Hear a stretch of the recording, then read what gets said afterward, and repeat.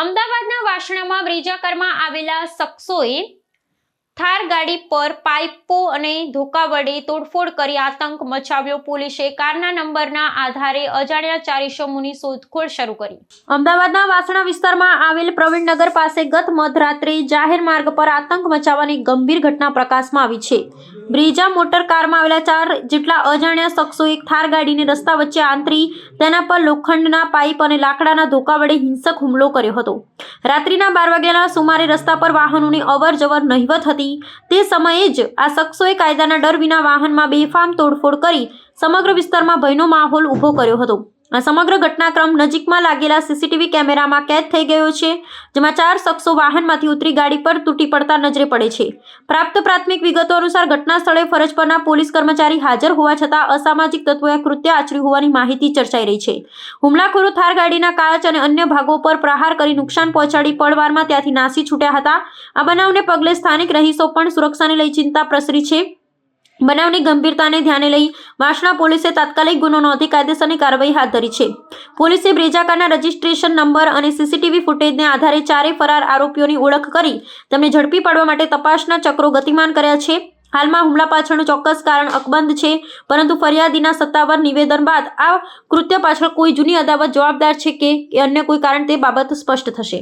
એક બનાવ વાસણા પોલીસ સ્ટેશનની હદમાં થાર ગાડીને 23 તારીખે રાતના સમયે રોકી અને એક અજાણી બ્રિજા ગાડીના માંથી 3 થી 4 માણસો ઉતરી અને થાર ગાડીના ચાલકને રોકવાનો પ્રયાસ કરે છે તથા ગાડીની સાથે રોકવા માટેના પ્રયાસના ભાગરૂપે એને ઉપર તોડફોડ કરે છે।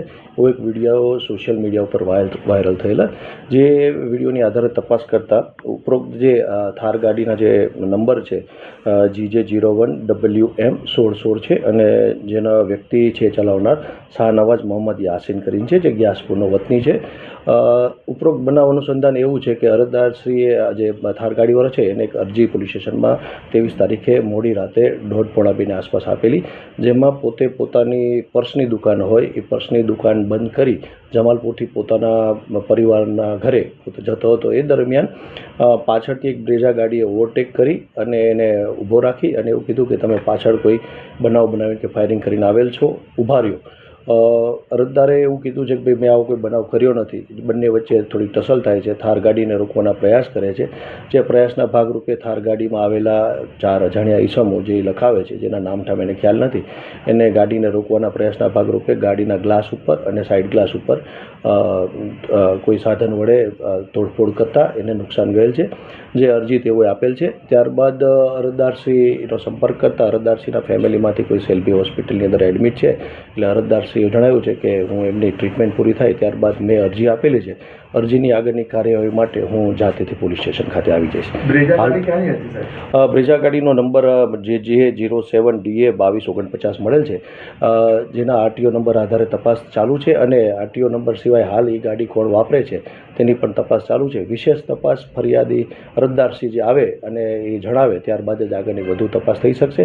એમાં કોઈ હકીકત ખુલશે તો એ બાબતે જરૂરી જે કંઈ કાર્યવાહી કરવાની થશે તે કાર્યવાહી કરવામાં આવશે અને એ બાબતે આપને પાછળથી જાણ કરવામાં આવશે।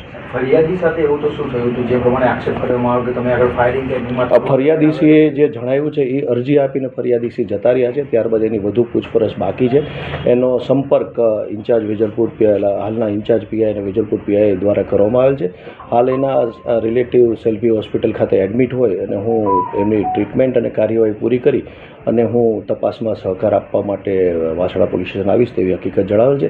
તેઓની પૂછપરછ અને બાકી ત્યારબાદ જ ખ્યાલ આવશે કે આ એકચ્યુઅલી પરિસ્થિતિ શેના હિસાબે છે, કોઈ જૂની અદાવતનો ઝઘડો હતો કે કોઈ રોડ રેસિંગનો મામલો હતો કે ક્ષણિક આવેગના હિસાબે કોઈ બનેલો બનાવ છે, એ ત્યારબાદ જ કહી શકાશે અને જે કંઈ હકીકત હશે એની આપને પાછળથી અલગથી જાણ કરવામાં આવશે। 4 અજાણ્યા ઈસમો હતા, એ બાબતે આપણે જે રીતે વાત કરી 4 અજાણ્યા ઈસમો એને લખાવ્યા છે, જેનો ગાડી નંબર આપ્યો છે, જે આધારે તપાસ ચાલુ છે।